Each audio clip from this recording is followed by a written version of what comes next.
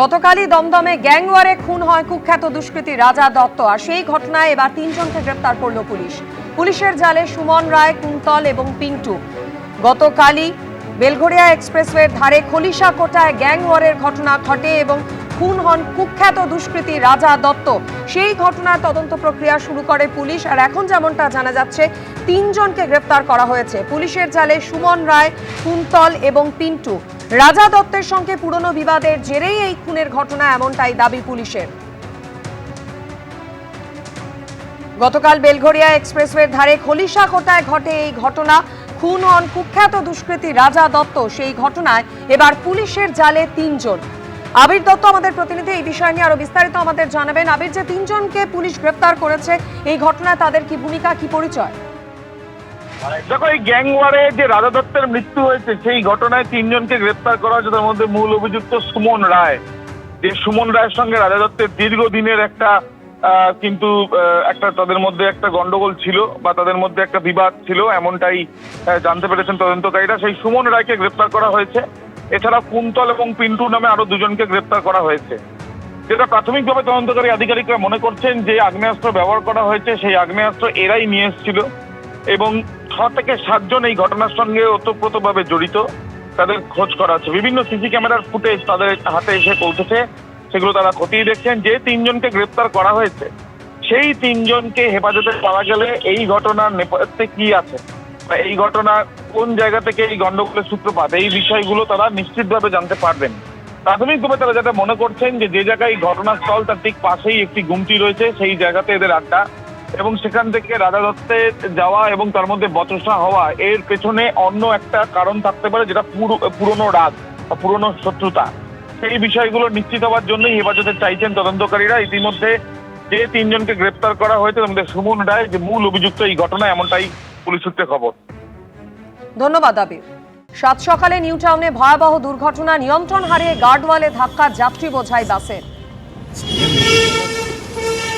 দুর্ঘটনায় গুরুতর আহত হয়েছেন অন্তত 3 জন। আহতরা বিধাননগর মহকুমা হাসপাতালে চিকিৎসাধীন। নিউ টাউন থেকে সাপুরজির দিকে যাচ্ছিল এই বাসটি। কোল ইন্ডিয়া ভবনের সামনে নিয়ন্ত্রণ হারিয়ে গার্ডওয়ালে ধাক্কা মারে বাসটি। দুর্ঘটনার সময় বাসে অন্তত 20 থেকে 30 জন যাত্রী ছিলেন।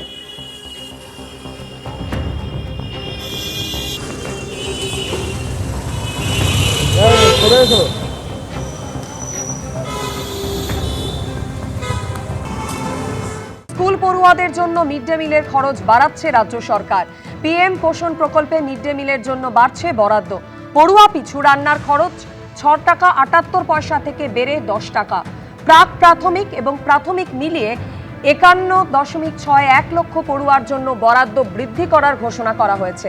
পিএম পোষণ প্রকল্পে থাকা সব স্কুলে এলপিজিতে মিড ডে মিলে রান্না হবে।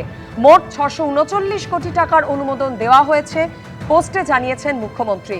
মিড ডে মিলের রাঁধুনি ও সহায়কদের মাসিক সাম্মানিকও বাড়ানো হয়েছে, ঘোষণা মুখ্যমন্ত্রীর।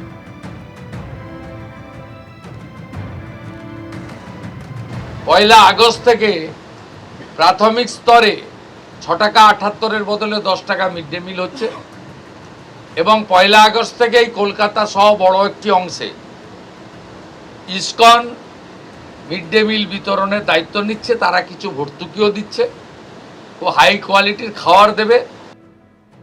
স্কুল পড়ুয়াদের জন্য মিড ডে মিলের খরচ বাড়াচ্ছে রাজ্য সরকার।